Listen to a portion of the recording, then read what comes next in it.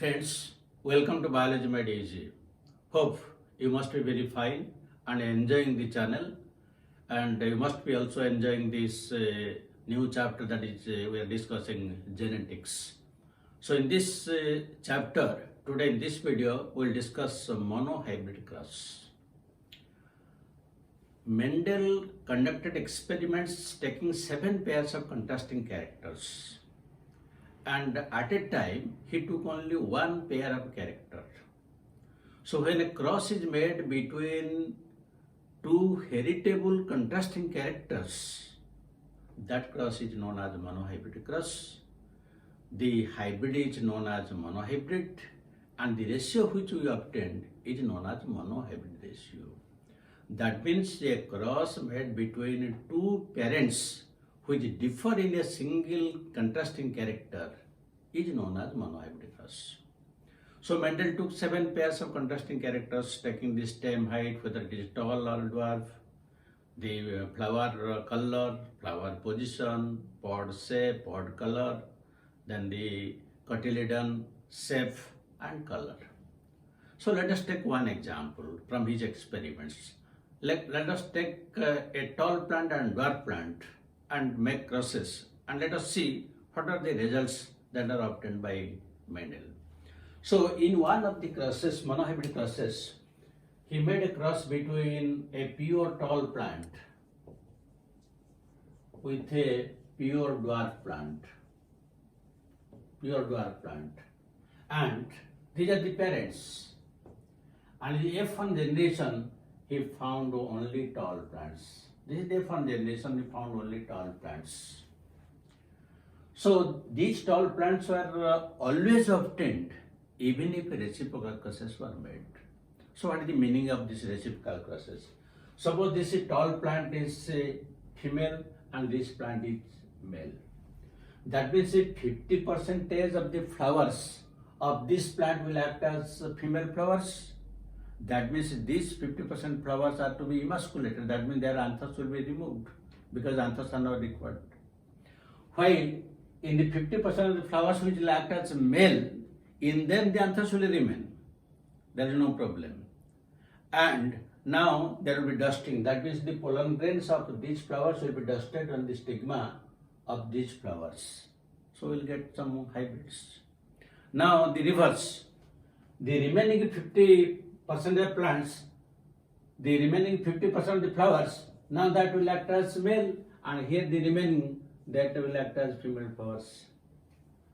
So this is known as reciprocal cross. So the F1 hybrid is always tall even if the reciprocal cross was made. That is very important. Then when this tall plant was self-pollinated in the F2 generation, what happened? In the F2 generation, this plant produced plants. This is a tall plant, this is also tall plant, this is a tall plant, but this is a dwarf plant.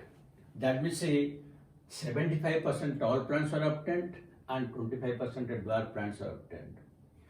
Now when these dwarf plants were inbred for the next generation, for the 3rd generation, it gives rise to only pure dwarf plants. And when these tall plants were inbred, that is 1/3, because this is 1/3. This 1/3 gave rise to pure tall plants, while these 2/3 tall plants, they behaved like the F1 hybrid, giving rise to 3 tall, 1 dwarf. And this also again 3 tall and 1 dwarf plants. This is obtained in the F3 ratio. So if we make a Punnett square, we can tell that if the tall plant is like this, and its height is usually it ranges from 100 to 200 centimeter. Then it will be crossed with a dwarf plant whose height is 22 to 44 centimeter. Now the F1 hybrid was this one. This is the F1 hybrid. Now when this F1 hybrid was intercrossed, then it will give rise to two types of gametes in the male side, two types of gametes in the female side, and when there will be a random fertilization, it will give rise to capital T, capital T, capital T, small t, capital T, small t, and small t, small t. Now, this plant is dwarf while the other plants are tall. That means here the phenotypic ratio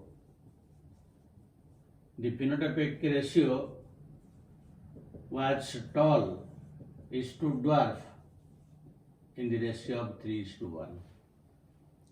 And the genotypic ratio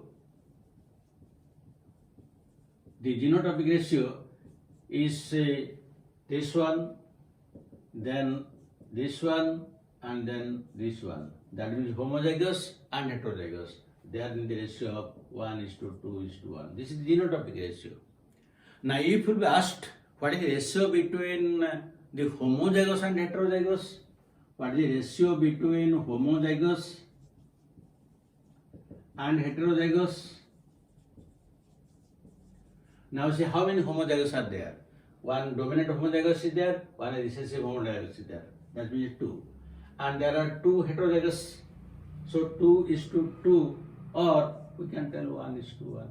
That means the homozygous and heterozygous, they are also in the ratio of 1:1. So this was the monohybrid cross carried out by Mendel. But what are the results? What are the observations of this monohybrid cross? Now let us discuss the results of this monohybrid cross.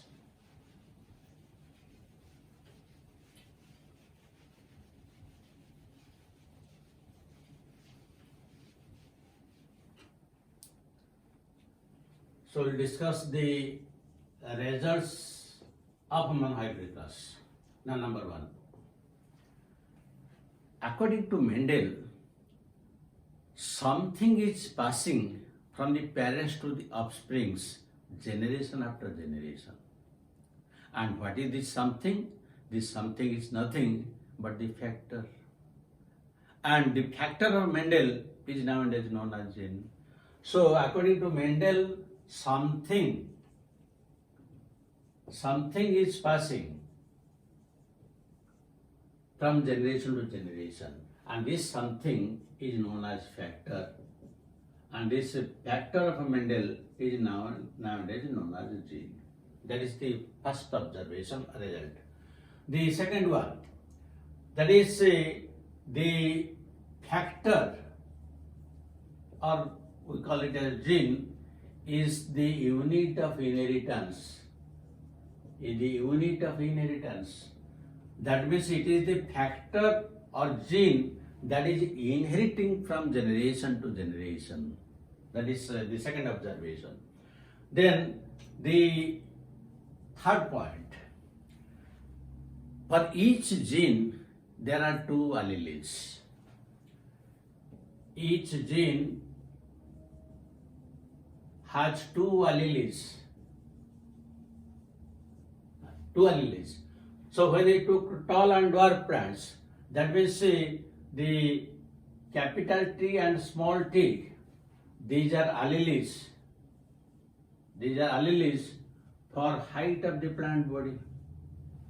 Similarly, capital R, small r, these are alleles for shape of the seed.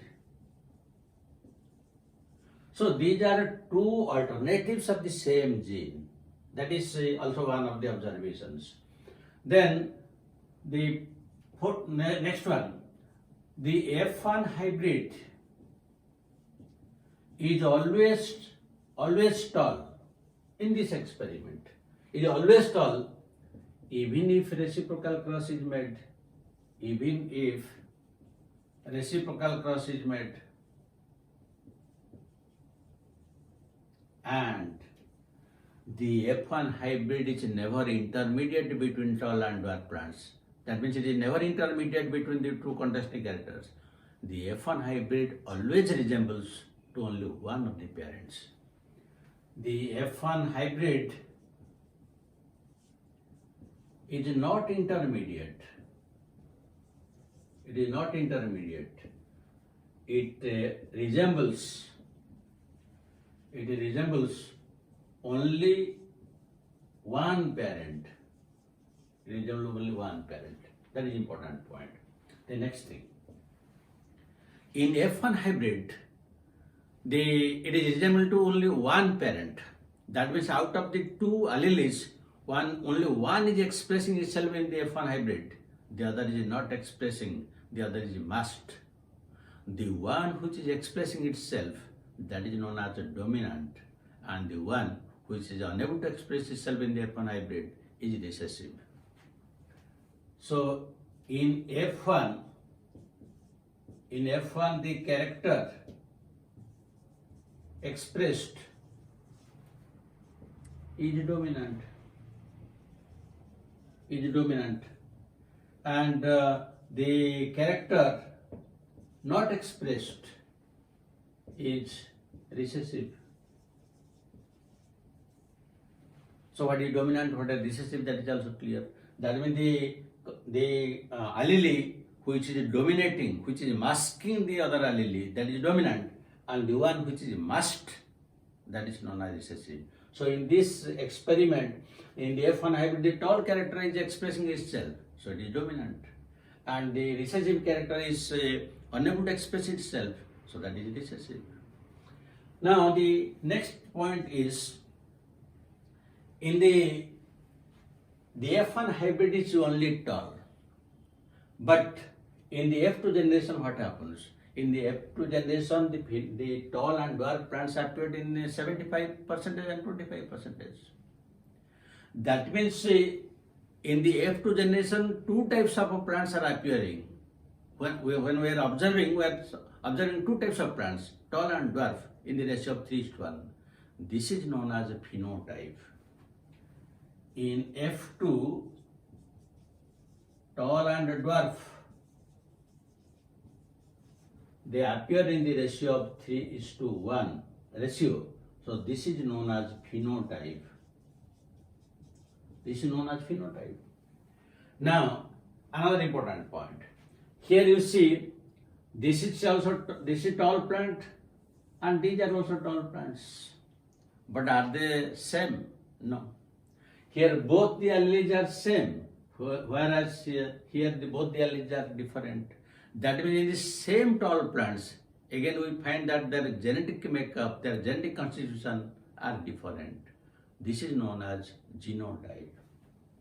So in F2, the tall plants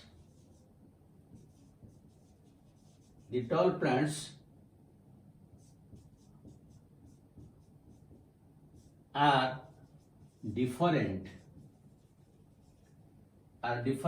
in genetic makeup. This is known as genotype. So what is phenotype, what is genotype is clear. Now come to other points.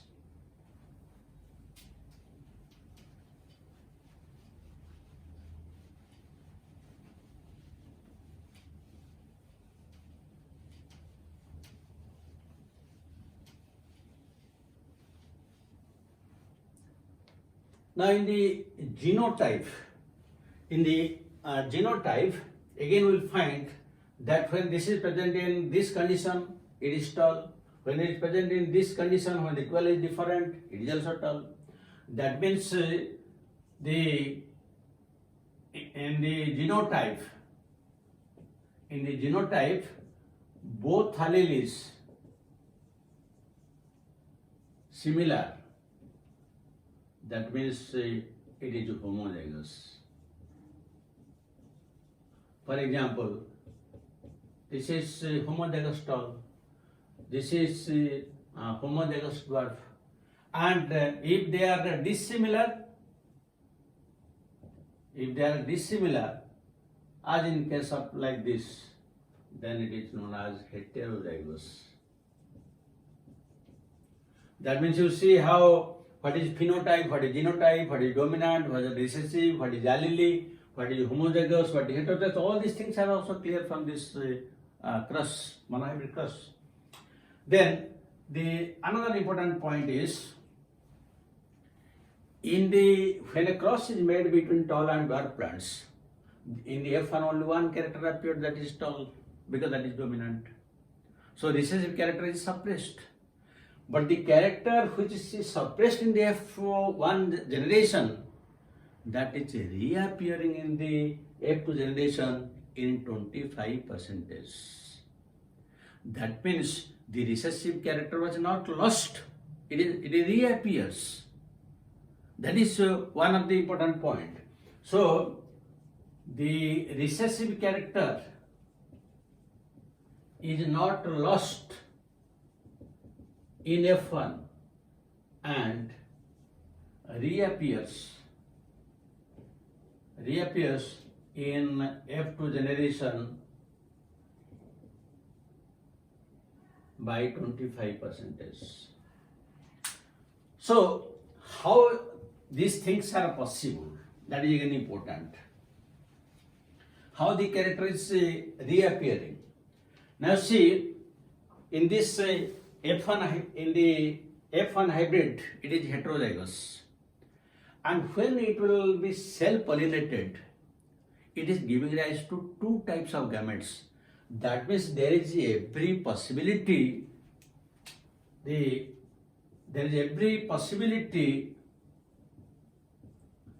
that 50% of the gametes will contain capital T and 50% small t. That means in the male side, when the gametes are produced during meiosis, 50% of the male gametes have a chance of containing capital T and the remaining 50% small t. Similarly, in the female side, when the eggs are produced, 50% of the eggs have chance of containing capital T and 50%. So you see, if these are the male gametes and these are female gametes, and if there will be random fertilization, then due to the segregation, due to the separation of the two alleles that are present in F1 hybrid, and due to random fertilization, these two types of phenotypic plants and three types of genotypes are possible. That means because of this possibility that 50% gametes will contain capital T and 50% small t in both sides, then due to segregation and random fertilization,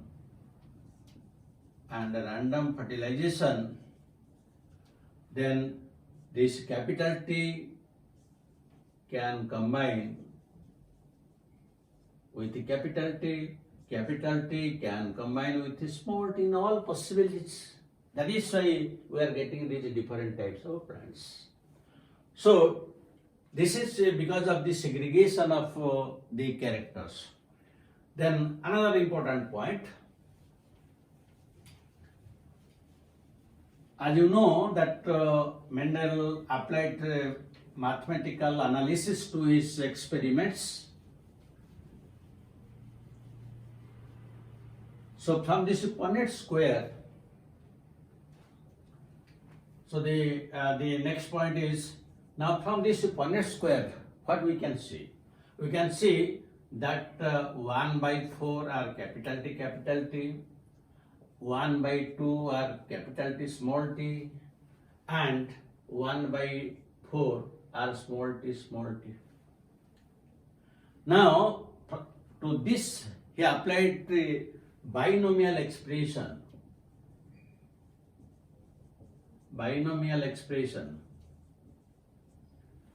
What is that binomial expression? Ax plus by whole square, where A and B are alleles in equal proportion and X and Y are the genes. So in this case what happens? Now if we substitute this one, then it will be half capital T plus half small t square. That means half capital T plus half small t into half capital T plus half small t. That means it will give the ratio of 1 by 4 capital T plus 1 by 2 capital T small t and 1 by 4 small t. That means this is 25%, this is 50%, this is 25%. Another very important thing. Now from this Punnett square, how many types of phenotypes or how phenotypes and genotypes are observed, that can easily see that the phenotypes are of two types in the ratio of 3:1 and the genotypes are in the ratio of 1:2:1. This is clear from the Punnett square. But one thing is not clear. What is that? Now from this genotype, from this one, you see this is capital T, this small t, and all are tall plants. That means when we phenotypically observe, we see that they are tall plants. But can we tell what is the genetic constitution? No. The genetic constitution of these plants cannot be known from this by looking into the plants. It can be known only by means of a test cross. So only by means of a test cross, the genetic constitution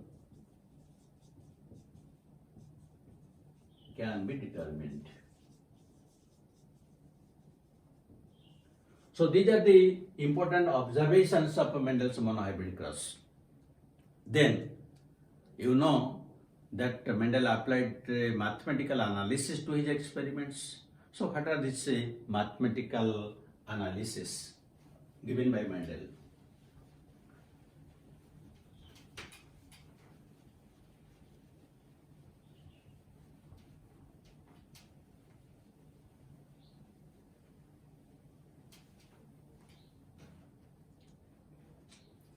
So Mendelian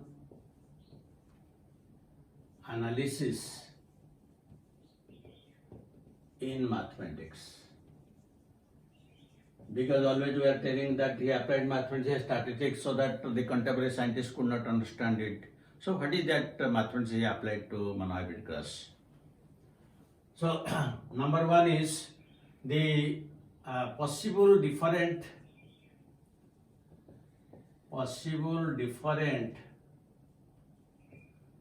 gametes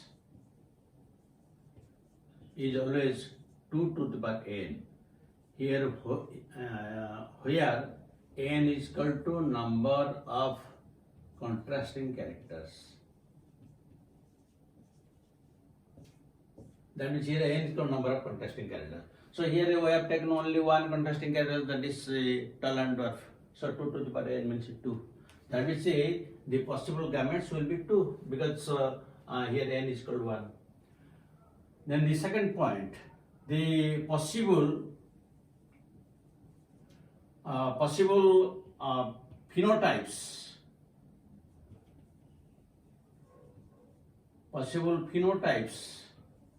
They are always they are always 3:1 to the power n, where n is equal to number of contrasting characters. Number 3, possible genotypes. They are always 1:2:1 to the power n, where n is equal to the number of contrasting characters. This is applicable even to dihybrid, trihybrid classes. That is why you have to remember. Now the next is the possible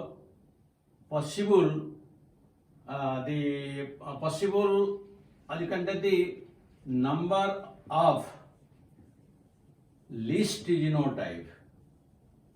Number of least genotype, it will be always 1 by 4 to the power n. So here the least genotype is this one, and that is 1 by 4 to n, that means only 1. Then the next point, the total number of progeny total number of a progeny, it will always 4 to the power n. Then the next frequency,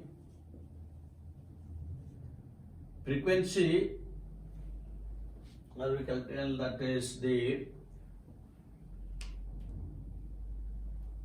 is the possible genotypes of a progeny, phenotypes of a progeny. This is also progeny. So these are the different types of mathematical analysis he applied to his process, and the contemporary scientists could not understand it. So this is about monohybrid cross and the results. Now let us discuss questions.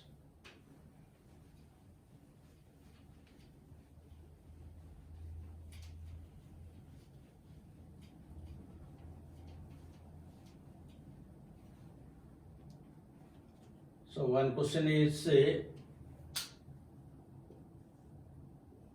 in Mendelian experiment, the 1:2:1 ratio represents the first choice. It is the dihybrid test cross ratio. Second choice, monohybrid test cross ratio. The third choice, that is a dihybrid F2 ratio, and the fourth one is monohybrid genotypic ratio. These are the four choices. Now come to the second question. The second question is, if an individual possesses identical forms of a gene in identical loci of homologous chromosomes,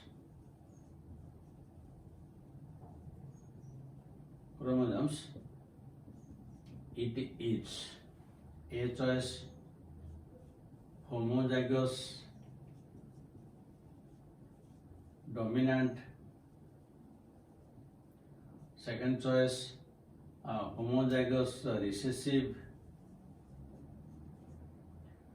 third choice only homozygous, and fourth choice